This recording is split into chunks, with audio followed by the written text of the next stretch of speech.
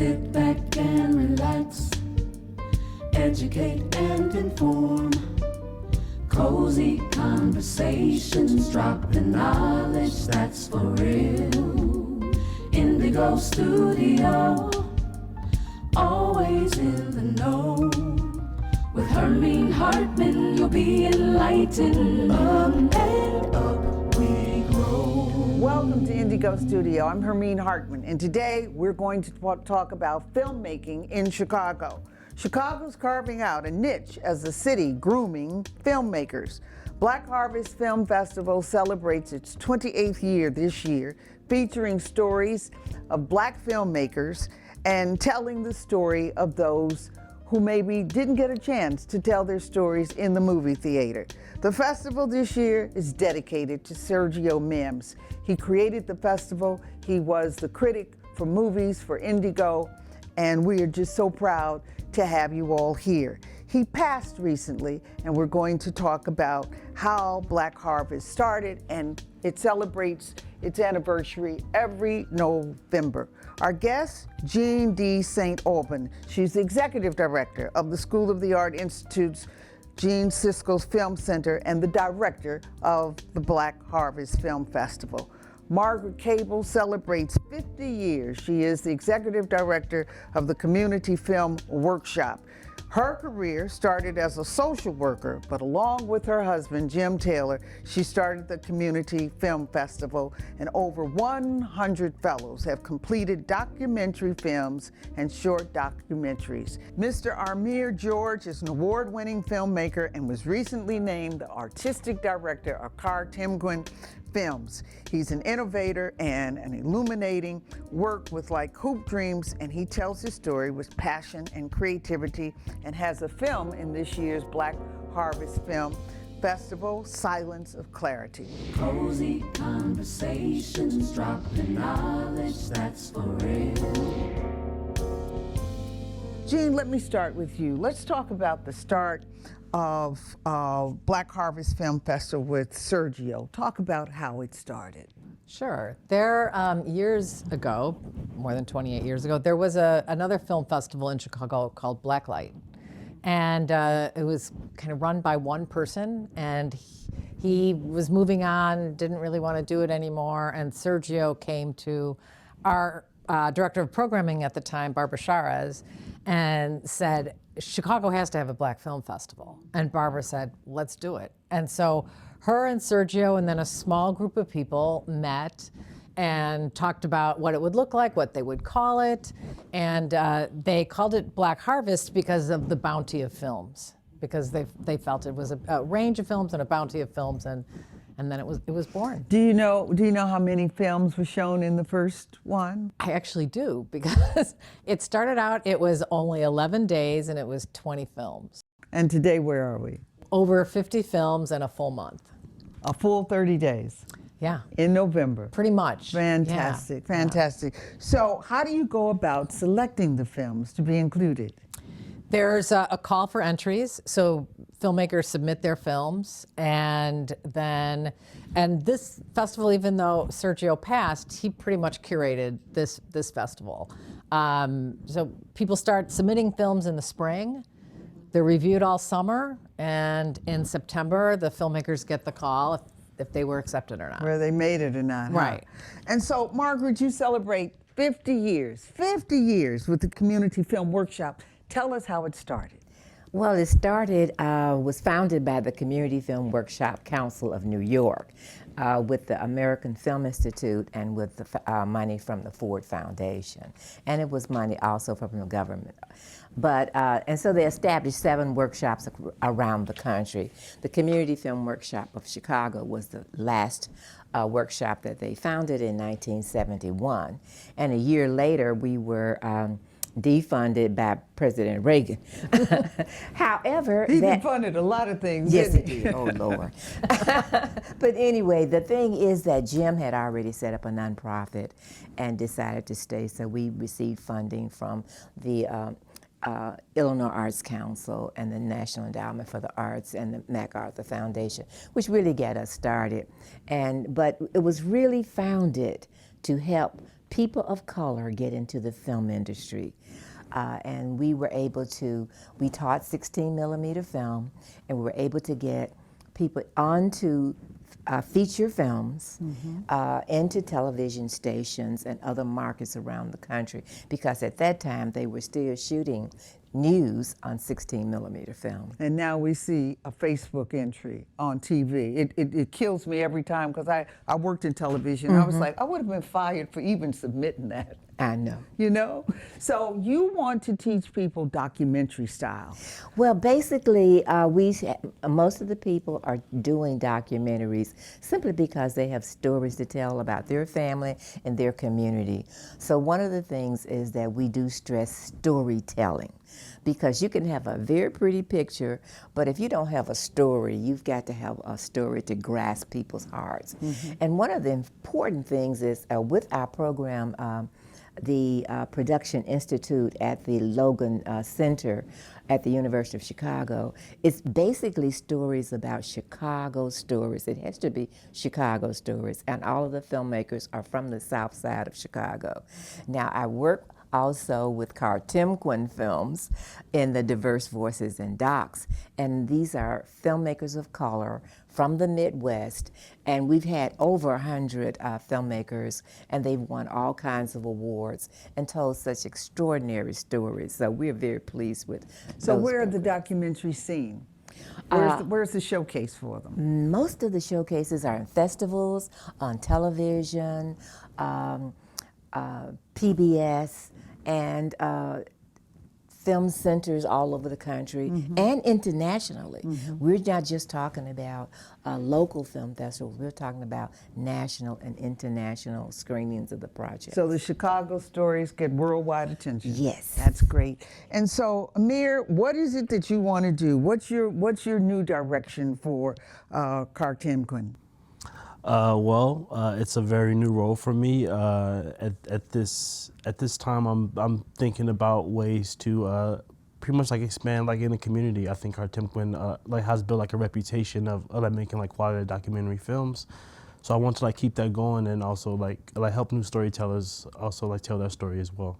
What's the difference between the storytelling that you all do and what journalism, quote, what they do? What's the difference, or is there a difference? A documentary is very much like the news. It's just delving into one subject for a lot longer, you know, and in much more depth than a 30-second, That's you know, great. news It's the story. depth. What happens with our storytelling is it's from the filmmaker's perspective. That's good. That he's from that community, that she's from that community, and they're telling their own story. It's not someone else telling your story, and that's what we focus on people of color telling their own stories. And that's important. Yes, it's very So important. important. I'll also add like creative ways in like telling their stories as well as what the filmmakers also like instrumental in. So you use a term, the language is creative nonfiction. What is creative nonfiction? Creative nonfiction is just another term, ultimately for documentary filmmaking. I think like documentary like filmmaking styles have evolved over time to include like verite, and also just the typical, you know, on the camera interview, but more like in a creative way. So I think like creative nonfiction pretty much more like pushes those boundaries a little bit more. Okay, okay.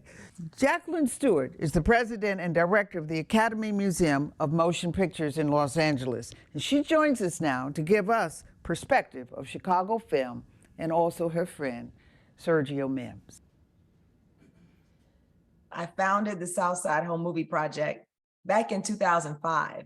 And I remember having some conversation with you about it. The purpose of the project is to recover all of this footage that so many families shot on those old cameras. I'm talking about 35 Super millimeter. yeah, the tiny 8mm, Super 8mm, sometimes 16mm. And as you know, these are the films that people shot to show off all the things they were proud of, their kids growing up, and birthday parties and graduations and Christmas mornings, opening presents. And what we found is that very oftentimes this footage also captured community moments. This is footage from an era that reflects a lot of change that has happened on the South Side. So buildings that no longer exist. We have footage of old Bud Billiken parades. It has tremendous historical value as well as emotional value. And in addition to collecting the films, we digitize them so that even when people have these movies, they don't typically still have projectors or would even know how to show them. So we digitize the films, and that's a way for the families to be able to watch and to share them. We have a beautiful website, and you can search just about any topic. You can look up Lake Michigan. You can look up downtown. You know, we wanted to figure out ways that would allow people to find different aspects of Chicago history in the footage. And we do oral histories with the family so that we can really capture what the significance is. So I would really encourage people to check out the Southside Home Movie Project website. And we are actively accepting collections, and we have a lot of events around the South Side to screen the films and to show people that the stereotypes about what life is like on the South Side simply are not true. And that's what this footage reflects. What is your relationship to the Black Harvest Film Festival? You know, I have been a presenter at the Black Harvest Film Festival. And I, you know, it's always been something that I've attended every year, especially the opening night, because there's always a celebration of short films and you see a lot of work by emerging Black filmmakers. And whenever I could offer any advice or encouragement to the organizers of Black Harvest, I have always been there. Cozy conversations, drop the knowledge that's for real. Indigo Studio. How dependable is your power?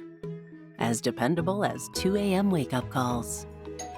Grandpa showing up an hour early. And perfect timing.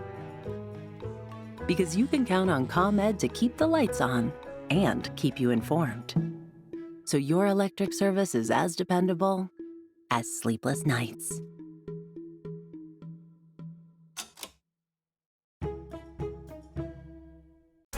In all of Chicago, there's no place like Wicked. So if you care to find me, look to the western sky.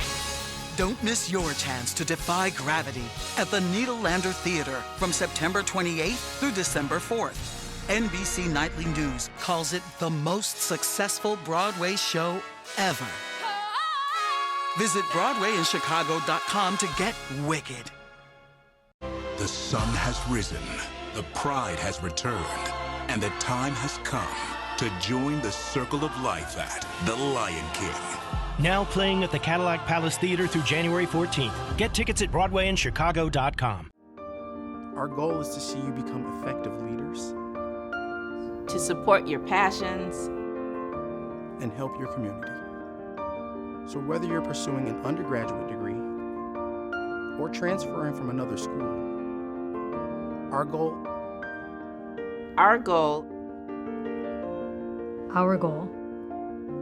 is to see you accomplish yours.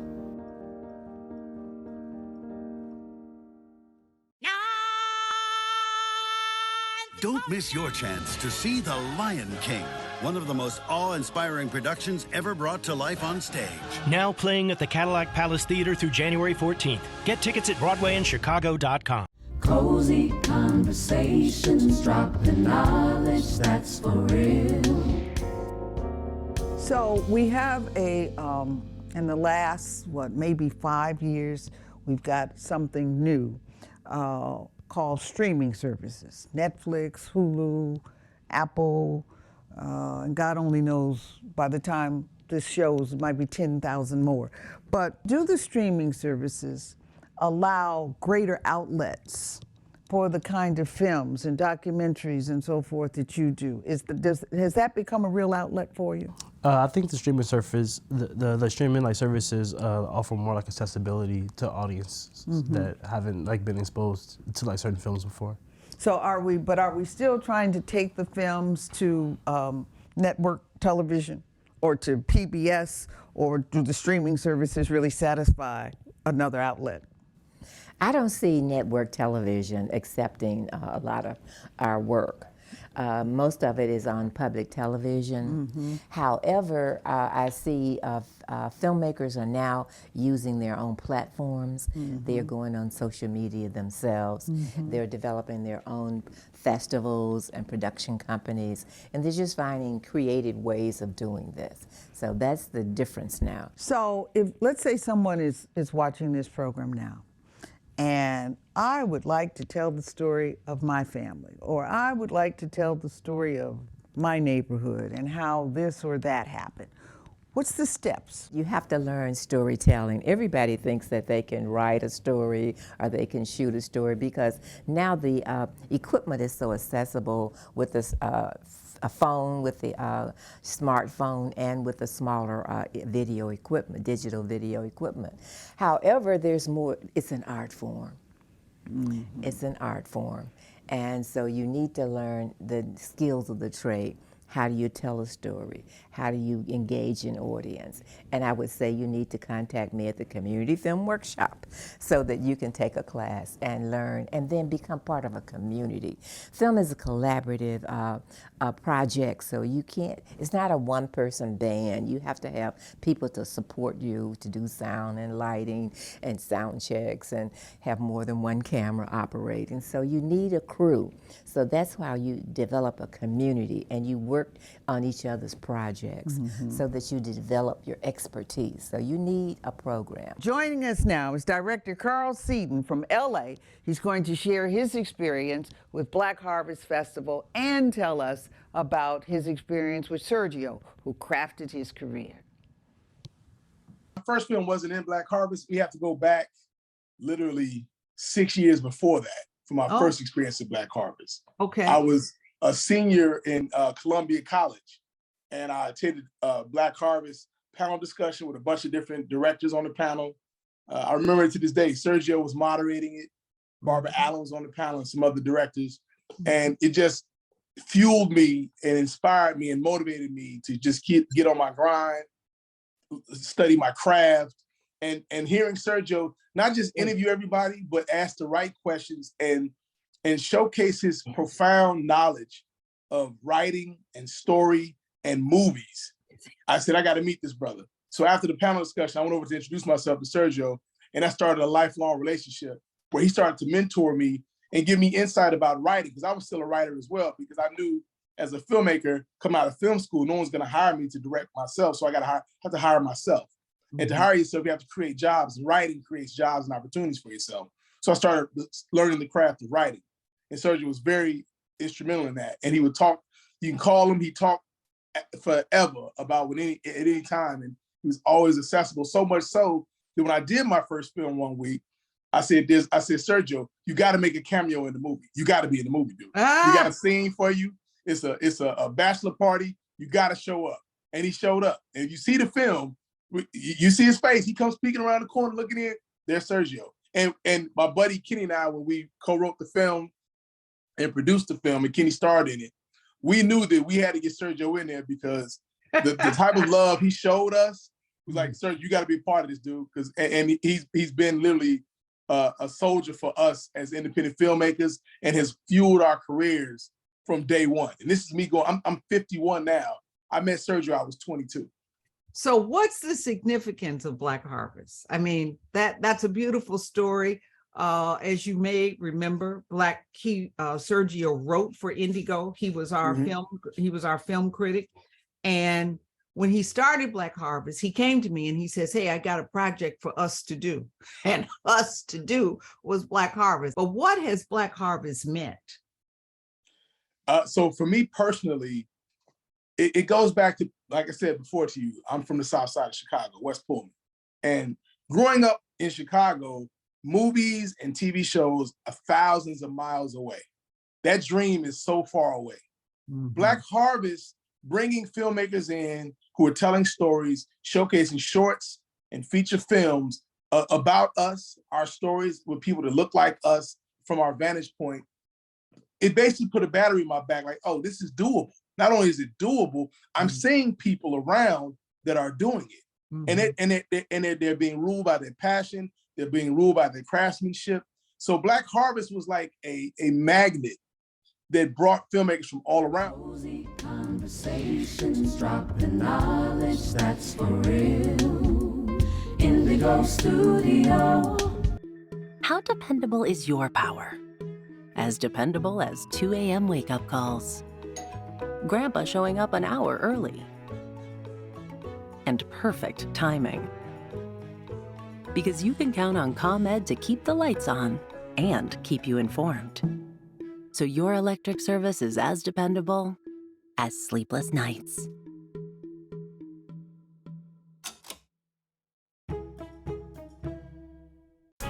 In all of Chicago, there's no place like Wicked. So if you care to find me, look to the western sky. Don't miss your chance to defy gravity at the Nederlander Theater from September 28th through December 4th. NBC Nightly News calls it the most successful Broadway show ever. Visit BroadwayInChicago.com to get Wicked. The sun has risen, the pride has returned, and the time has come to join the circle of life at the Lion King. Now playing at the Cadillac Palace Theater through January 14th. Get tickets at BroadwayInChicago.com. Our goal is to see you become effective leaders To support your passions and help your community. So whether you're pursuing an undergraduate degree or transferring from another school, our goal Our goal is to see you accomplish yours.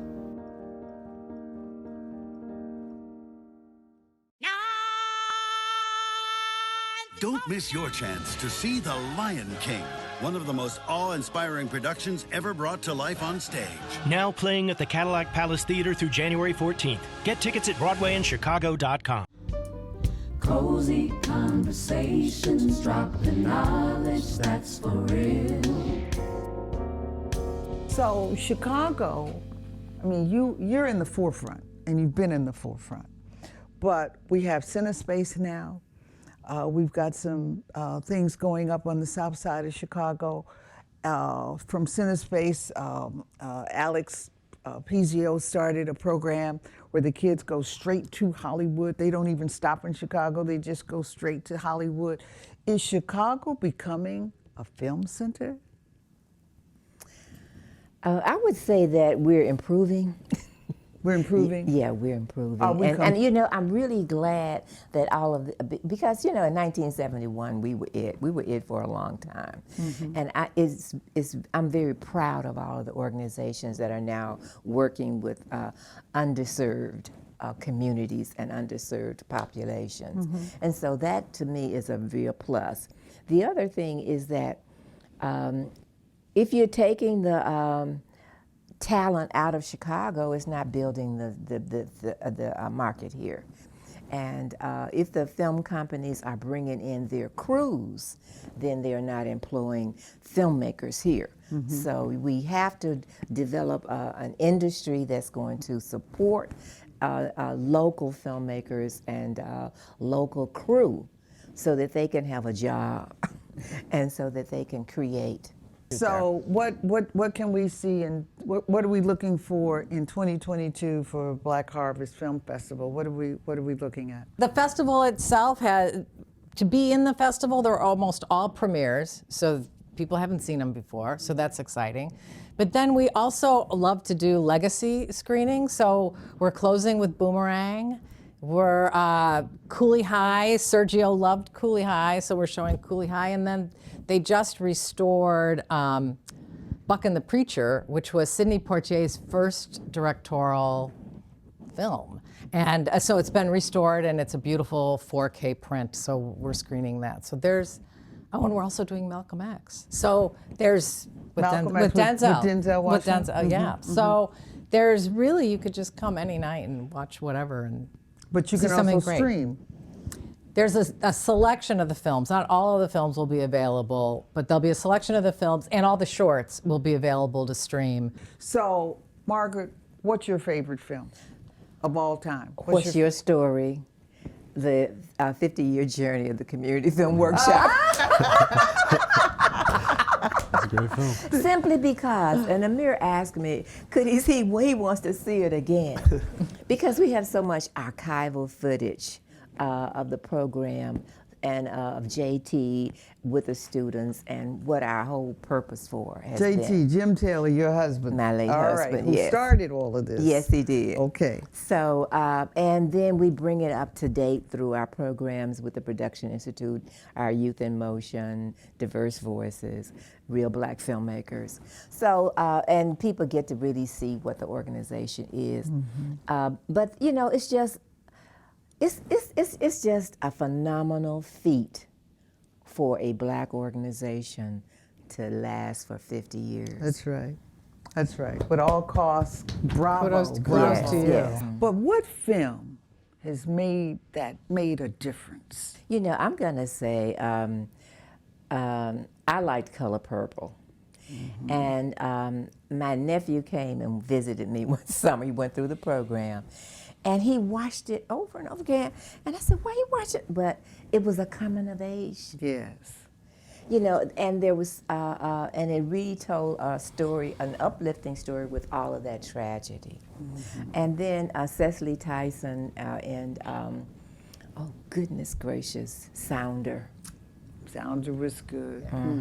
Sounder That was made a good. great impact. Amir, what film has really maybe just punched you in the gut? I would say The Spook Who Sat by the Door by Ivan Dixon, written by Sam Greenlee. It's important that we tell our stories. Yeah. And it's important that these films, you know, have breath and life and get exposed. I'm excited by streaming because you see such a qualitative difference between network television and streaming services. And I'm a streaming person. I went to see Watt Stacks at Gene Siskel about a month ago. But there's certain films that have just, they revolutionized. Yes, they did. I mean, and they hit you in the gut. And these stories are so important. You all do a fine work. Don't stop. Keep doing this. And I want you all to look at these streaming services because it's a real outlet. It's a new outlet, and it's such a great outlet for the productions that you do, the quality that you do.